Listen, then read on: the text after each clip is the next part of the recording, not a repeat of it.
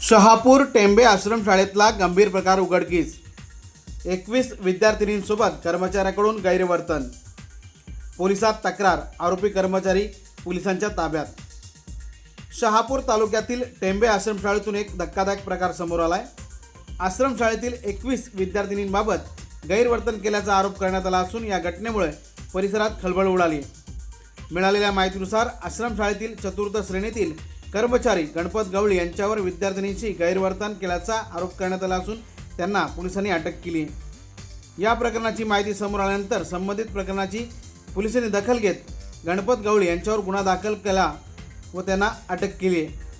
या घटनेनंतर आश्रमशाळेतील विद्यार्थिनींच्या सुरक्षिततेचा प्रश्न ऐरणीवर आला असून प्रशासन आणि संबंधित यंत्रणांकडूनही या प्रकरणाकडे गांभीर्याने पाहिले जात आहे। दरम्यान या प्रकरणातील आरोपीची आणि घटनेची नेमकी वस्तुस्थिती पोलिसांच्या तपासातून स्पष्ट होणार आहे।